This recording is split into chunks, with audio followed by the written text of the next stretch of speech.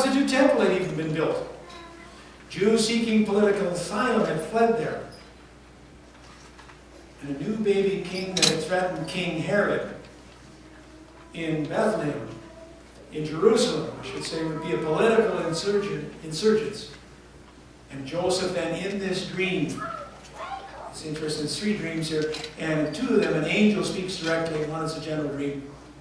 And maybe the angel was there too. But Joseph heard the instructions, get out of Israel, go to Egypt. And it would seem like good advice.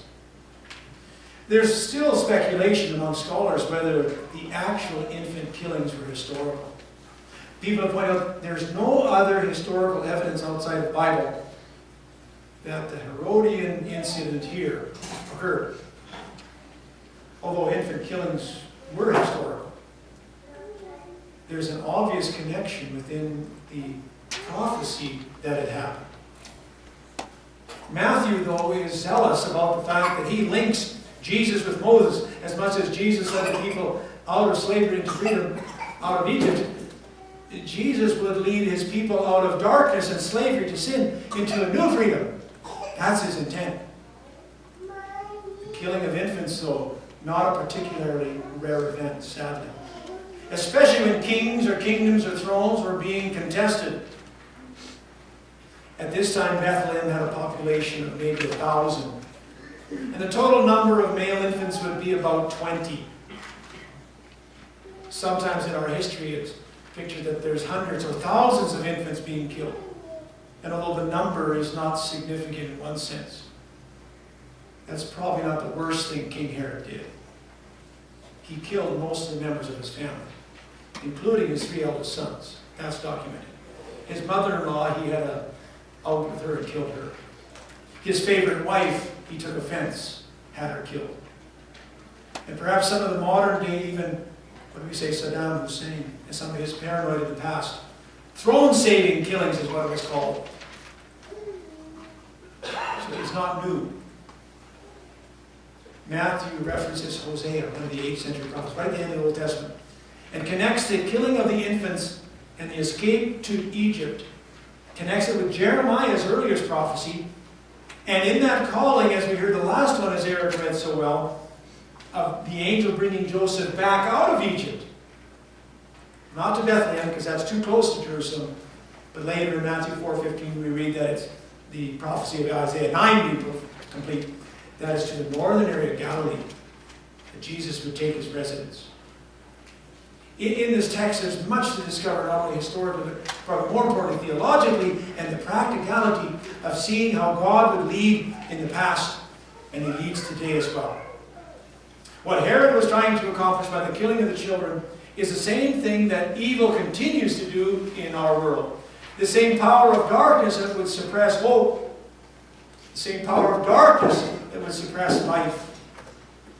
And in the midst of that ongoing historical reality of darkness and sin and destruction, the proclamation of a God who is present, who is willing to come into whatever toxicity of life and a world that would so often be leaning, tipped towards destruction and greed, to a world that would destroy that which is most precious to all of us, most deserving of life, our children. Those gifts even as the candles of hope, joy, peace, and love and faith. Darkness that would like to squelch and kill that. What it means that even though infants are slain, or even if there is a diagnosis of cancer or a breakdown of marriage, it means that there is still a light that will shine in and through and in spite of pain, sadness, and loss. The sad reality of loss in our community, I mentioned concerning and he did not deserve to run into that very shallow irrigation drainage ditch. And a day later, with maybe 6 inches more snow, he would have gone over that, you see. But on that day, it happened. The issue then of the great unknown. And to speak to not just his widow, but his son, you see, and then the family around, you see. Why would it have to happen? And it's not that it matters, it's right at Christmas, but it does matter. And so the universal question for all of us, the existence of Egypt. Philosophically, the ontological argument, where is God in the midst of this? The existence and the questioning of the nature of God. Important questions. And maybe at the end of the year, but also to start a new year. As much as we love to sing the angel carols, "Oh, come, O come, Emmanuel, joy to the world." All the hymns, as Mark Hedlund said the other day, they are the hit parade of history for the Christian church. And they're great to sing these hymns of joy. But for us to reflect, was it the moon of wintertime? Our Father's love to God. There is a rose blooming in the midst of even the darkest snowstorm. And the joyous reality that we have of new birth and baptism today, in the midst of those lessons, is a wonderful gift, a platform, a pedestal, if you will, to look at our futures and behold the gifts of life and hope. As prairie people, we are somewhat used to the unknown. Our weather keeps us somewhat humble. We do make plans, and yet life happens. When the sun shines, we've learned to rejoice.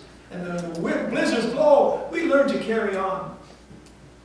Speaking of weather, if you're not on the blog with Pastor Missionary Brian Rood out of El Salvador, great Christmas reflection. But there, the weather. And when I had a chance to visit and spend some weeks with Brian Rood, El Salvador, there's really not a good word for weather because it's always the same. It's like Mexico, Manana. It's always the same. Yes, there's some seasons of a little more rain, some of a little more sun, but that close to the equator, daylight is pretty well the same. It's warm, it's t-shirt weather. But for us, the Weather Channel is pretty important. I have to laugh at the old guys that watch the Weather Channel. And now I'm doing it too. Music is really bad. Turn down the volume. But you watch it. I know my first year at university, I lived right on college, had a basement suite. I was attuned to the weather somewhat, but I could make it to class in 4 minutes. But I remember I had a Greek final, I looked out, and I usually watched the flag at Emmaus Manual, St. Chad. And that particular day, you know, you kind of dress which way the flag was blowing. That particular day, the flag had blown off. I knew it was a bad sign. The Weather Channel, though, to see the year in review, I'm looking forward to that. We know already the huge flooding in Calgary, the tornadoes that have happened, cold climate, the long cold stretch we've had. And another weather story that sometimes are missed, the greatest crop in Western Canada. Slow start, but amazing growing conditions. But we enter a new year in terms of this flux. We don't know what the weather's going to be. But that barometer as well, even more so in terms of what will occur, what will happen in terms of our lives, in terms of our health, our wealth, our investments. It leads us to the great unknown. But really, as Christians, not just prairie people, but as Christians, we should be growing in comfort with the great unknown. Each year we have this mystery pronounced in terms of Mary. The angel comes and says, you're going to have a baby. Not married, maybe 14 years old, 15, maybe. The great unknown. You will be the mother of the Messiah. Luther uses the greatest miracle, not the resurrection, not creation, not turning water into wine, but the greatest miracle is that Mary heard the angel and she believed. The gift of faith. May that be our constant in the midst of changing up and down seasons and weather that's unpredictable. And likewise with Joseph. 3 times in this text, he has this angelic dream, proclamation. And each time he responds, verse 13, 19, 22, he responds in obedience. What a message of a man. Egypt, it's not an easy trip with a young mom, a very young child. Never is it an easy trip. And yet for him to take up his meager possessions and make that trip to Egypt, what was he thinking? What was his father-in-law saying? What were you thinking? What would his dad say? And yet consistently the biblical writer calls us to trust